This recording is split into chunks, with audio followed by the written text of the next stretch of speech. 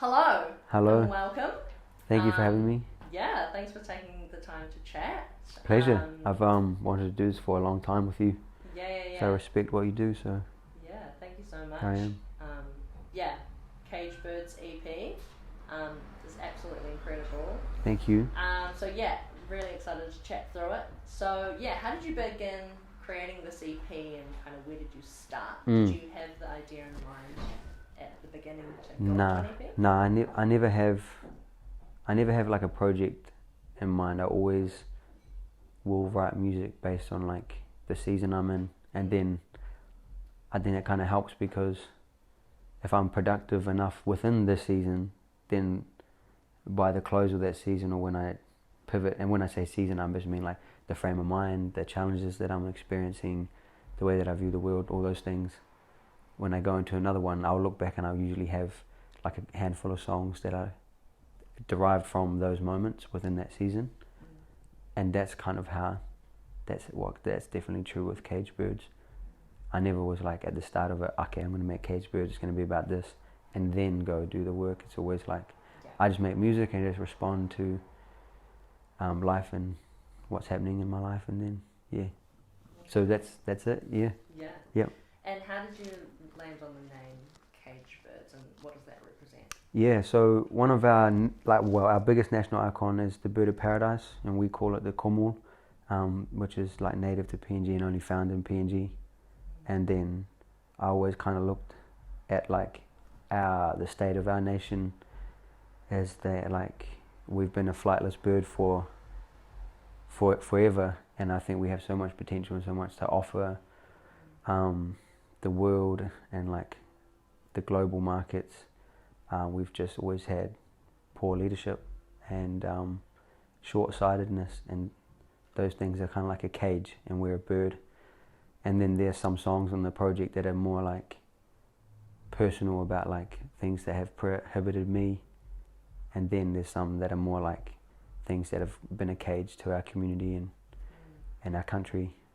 So there's layers to it, and that's how I decided that creatively. It was kind of easy. It wasn't like a big thinking process. It was just like, oh, this seems natural. That's our national icon. Everyone will know that. And I love the bird. Like I've got it on my arm. Oh, so wow. Incredible. Very important. Yeah.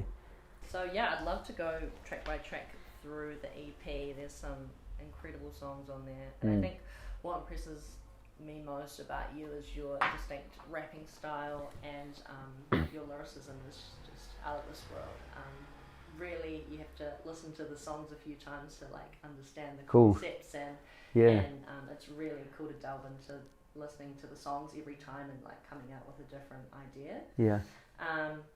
Death by Duty is the first one on the track, featuring the amazing Aiden Fine. Such a great rapper. Yeah, he's great. He is very great. So what was the kind of concept of this track, and how did that come about? I was up in Auckland, and then Aiden, myself and Eddie were just hanging out at Eddie's studio, and then it actually is we first went like real happy vibes, and then I was like, nah, I'm just like, it wasn't pulling me to, like, I liked what we were making, but it wasn't like attracting me to write that day. So it was just a moment of like what I was thinking and feeling, and like I said before, like the overall mindset of the season and what I was reflecting on. And I think like the pandemic was another layer to that, because that's a huge cage on everyone's life. Like everyone was so restricted in movement and what we're able to do and not do, and I was just kind of like, damn. And then Aiden actually did the best job, so he like really set the tone. I think the chorus was done first, and then his verse was done first, and then I wrote something and I was like, it's not that great, and then I took it back home to Christchurch and then finished it off later, and that's how that song was made. He did a great job, and that one's more of like I mentioned earlier, like a cage we create for ourselves. And I like the title, like Death by Duty.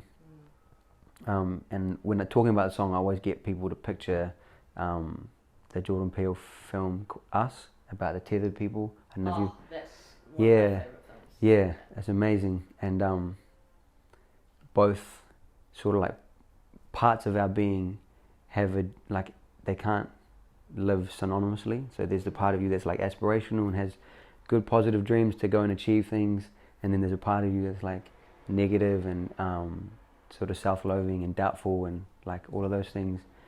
And one has a duty to kill the other, to position the person where the other person wants. So it's quite like introspective, and Aiden and I having a conversation with ourselves, being like, oh, that part of me wants me dead, and that part of wants me to like reach those places where I want to go with, whether that be music or whatever people's like endeavors are. I think it can be applicable to anything, and that's that. Yeah, I think that's really interesting.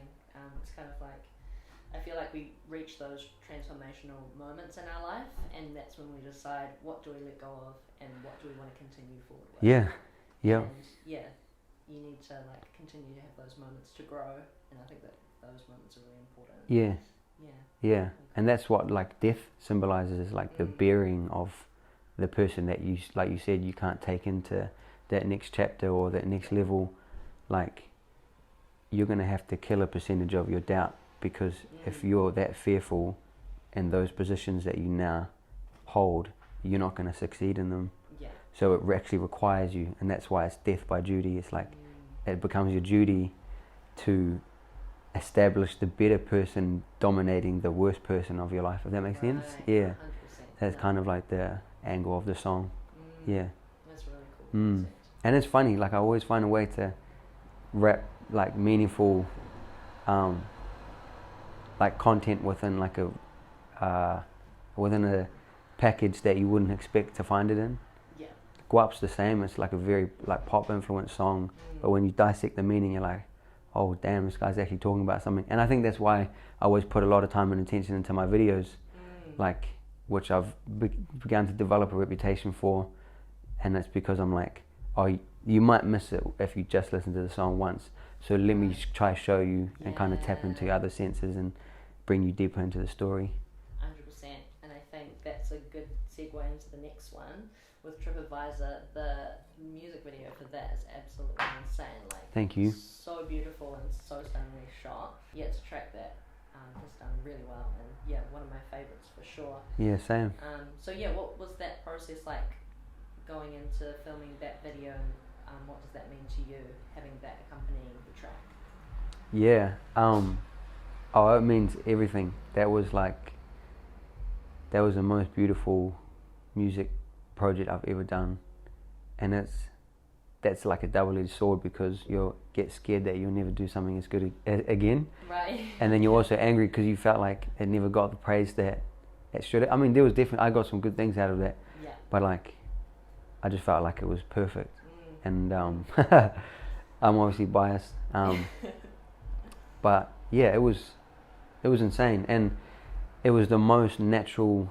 Like, you're so limited when you go to another country. Let alone a country like Papua New Guinea, you're so limited in what you're able to do. Yeah. Like, logistics is a nightmare. Nothing's guaranteed. You can't dress any of the scenes artistically, nor do you really need to. And so I just decided to embrace that and lean into the fact that it was going to be very organic. It was going to be very natural. Like, the cast would just be whoever's there on the day and how they're feeling. And so it also like kind of enables you, because then you're not trying to be precious with it. Creatively, you're just trying to like enjoy it and enjoy doing it with my family. And yeah, it was amazing. Yeah, it was really cool. Incredible. And you said, I think you said in the track as well, that was the first time in 20 years that you had visited Fiji. Yeah. So I went back for a week, just because I didn't know, like, the area where my family's from is probably the most violent, like one of the most violent, dangerous areas. Wow. And so I didn't know because my parents' divorce wasn't left on good terms, and so I wasn't like 100% sure that like the welcome would necessarily be the warmest, and I would understand that because I've been distant for so long and things didn't end great with like ma and pa. So when I went back, I was a bit apprehensive, and then I went back and I was like, oh man, this is a life-changing experience. And then I kind of just wrote the song, and then I was like, I booked tickets basically as soon as I came back to NZ to go back again, and I knew that I would shoot a video. Yeah, it's funny. That's cool. And then into the next track, Swing Low. This is a really fun one. So you produced this with Smoke from Swidit and Eddie. Yeah. Both some amazing producers. And so this is one of my favourite songs. Thank you.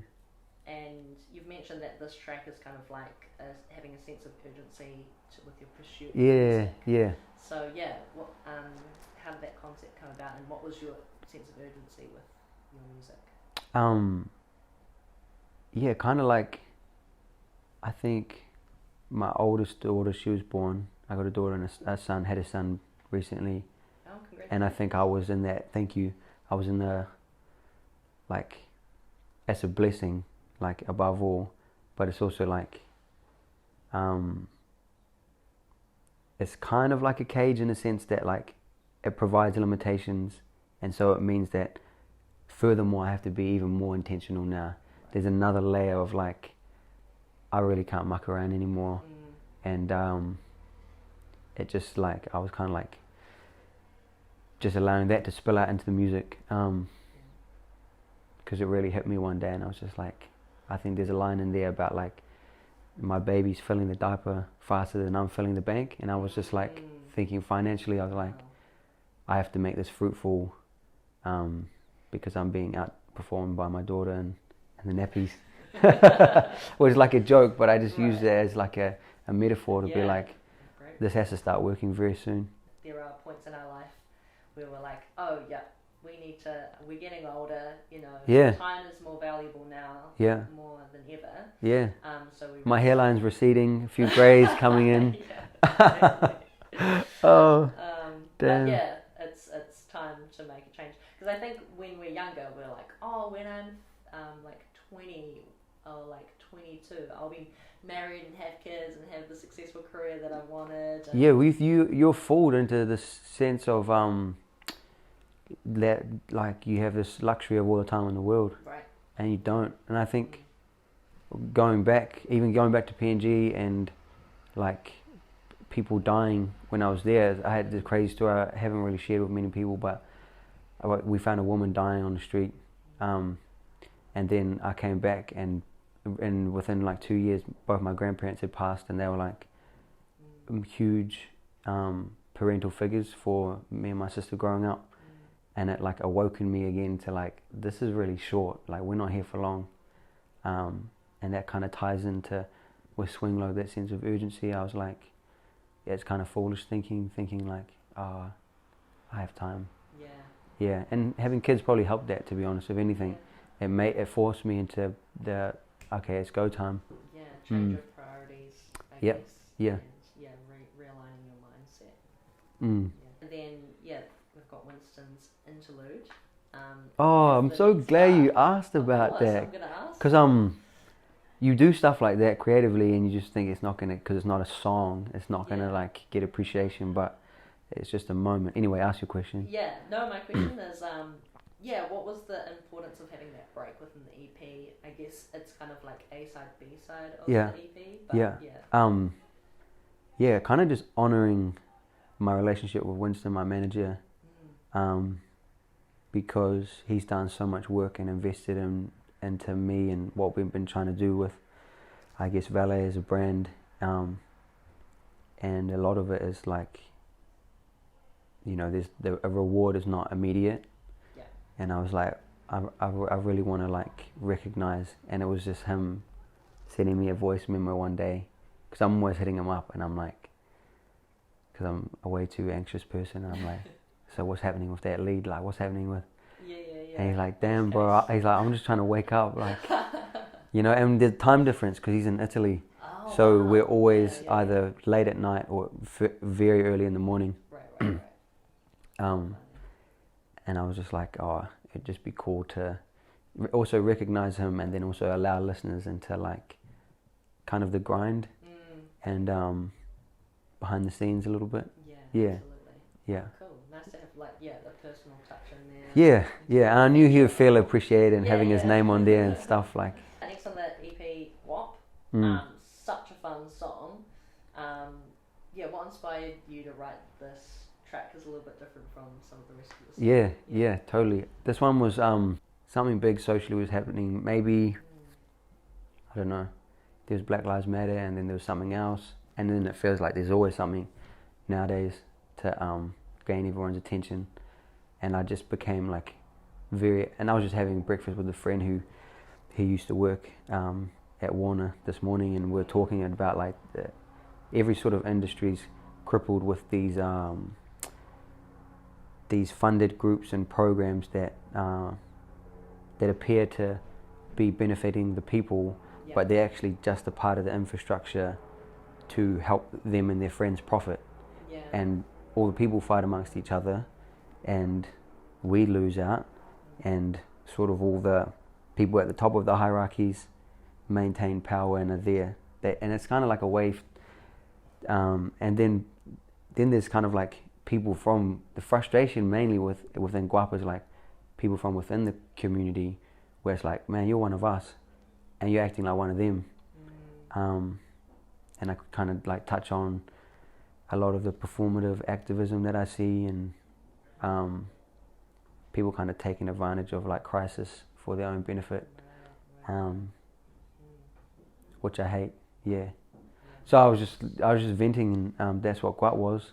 And then the flip side of it is we're all hypocrites, and then I can't wait for people to see the video. Like, I won't share too much, but like you just find out within the video, like we used the innocence of like a real young character who played the role of like this boy who reveals to the audience that like Vallé is just as bad as everyone else because I put on these glasses and I discover that it's like aliens running the world. And then at the end of it, you see that like he puts them on and he's looking at me, and it's like I'm one of them. And I think we all have to acknowledge like our own hypocrisies. And so many of these groups are aggressively trying to control other people's behavior, but I think like at the end of the day, you're only able to control yourself and like just lead by example. So yeah, that's Guap. Next one again is a really fun one, Prodigy. With John, I don't know how to pronounce his last John name. Gibbs. John Gibbs. Okay, so it's pretty easy. And Sam V, another really talented NZ artist. He's one of my favourites. So yeah, you said this in an interview that we did before, that this is a self-belief anthem. Yes. So yeah, what was it like creating this song, and what was it like also working with the two lads on this track as well? Yeah, this was kind of a really funny one.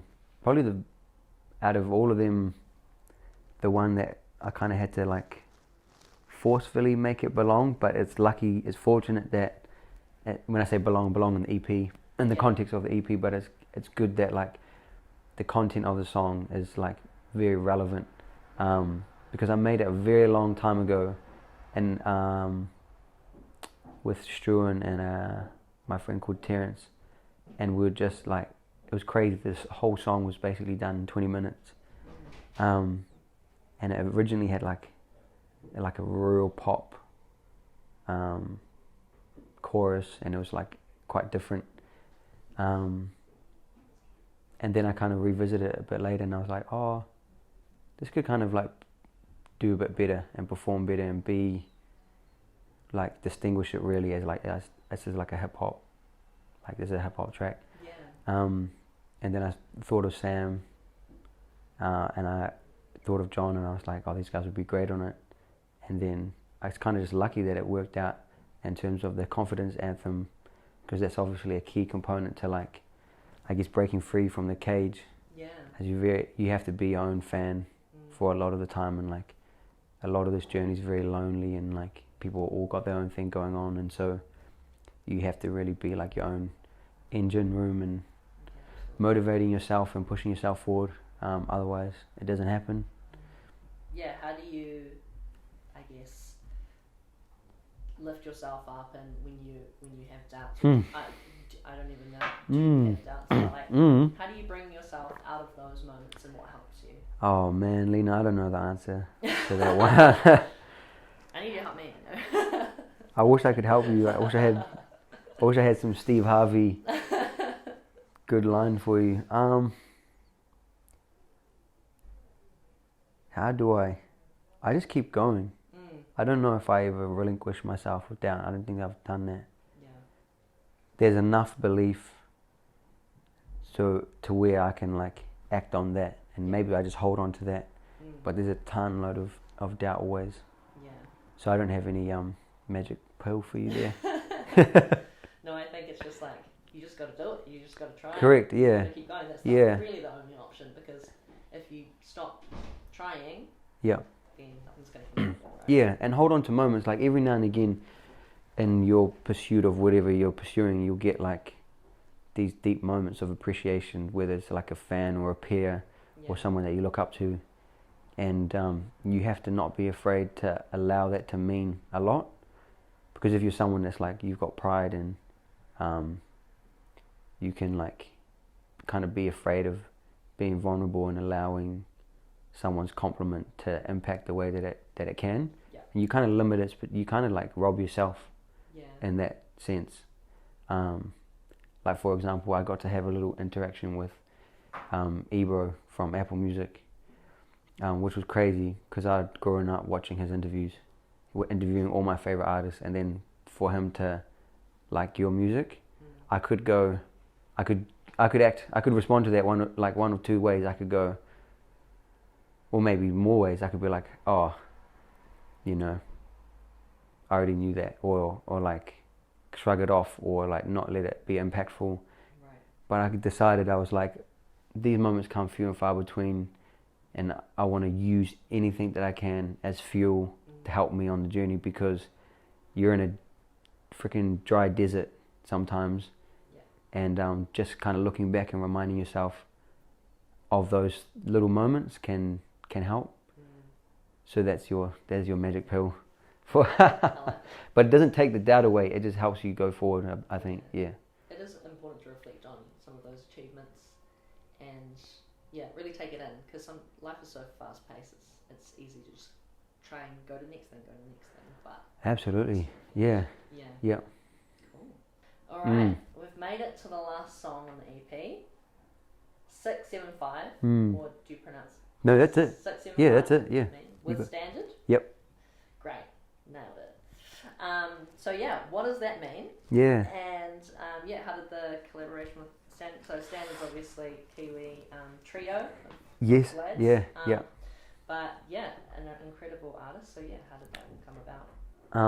Antonio, shout out Antonio from Christchurch. He produced it, and then I wrote the first verse, and then I kind of just thought of those guys, and I'd always wanted to work with them because I love the music they make. I love that they're true to themselves, and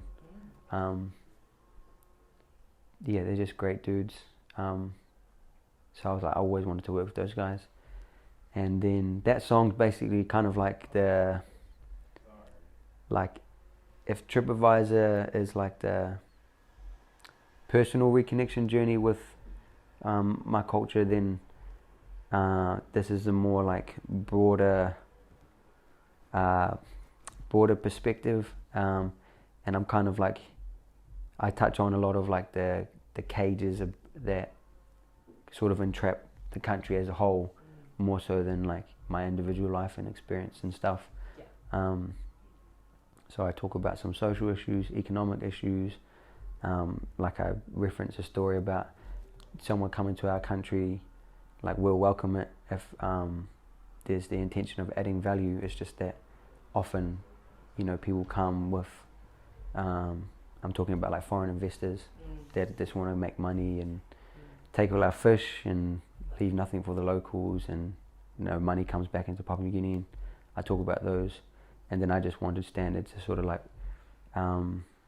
rep their Pacific Island side and talk about like struggles with Samoa, and then it was kind of just worked really well, and that's, I thought, was a good way to like close the EP off. So kind of you started and really tight, more about me, and it sort of funnels out. Yeah. Amazing. Yeah, I think it's an amazing collection of songs, and it really takes you through the whole journey. And yeah, you learn a lot about yourself, and also like your culture as well, which is, I think, really important. And great to bring on board some other Kiwi artists as well as some international ones. Yeah. So everything is why we have to mention everything's produced by New Zealand producers. Love that. Which I think is really cool. Yeah. So who are the producers? So there's Eddie, Struan, Yep. Antonio, Isaiah, Smoke, sorry. Yep. And damn, if I missed anyone, I think, and Dan Martin. Oh yeah. 5. Nice. Yeah, mean. If you've missed anyone. No, I don't think I don't. I think that's everyone. No, that's good. Yeah, and then post production there's Jeff Jackson and Mike Bosey, who are in the States, but production wise and instrumentation is Kiwi. Amazing. It's pretty cool, eh? Pretty cool. It wasn't by design. It's just how it worked out, and I'm glad it worked out that way. Yeah. It's kind of cool. Well, yeah, you've produced an incredible EP, and yeah, you must be pretty proud of it, and nice to get it out in the world. Yeah, I'm just looking forward to it being out, and like, this pandemic delayed everything, and yeah. Amazing. Well, that's all my questions for you. Bang. Yeah, do you have anything that you want to add? Do I have anything I want to add? Just make sure you watch the video for Guap, because it is amazing. Yeah, I can't wait. Crazy. Yeah, like straight up. And that's it. I love the EP. And listen to the EP. Yeah. Amazing. Thanks for having me. Thank you so much for taking the time to chat. It's been really awesome being able to chat to you in person. And hopefully. And don't sleep on Hype Medium. They're going to take over the game. Thank you. Lena looks nice and friendly, but she's a killer. Appreciate it. All right. No, That's pleasure. done. That's done. That's us. Bang.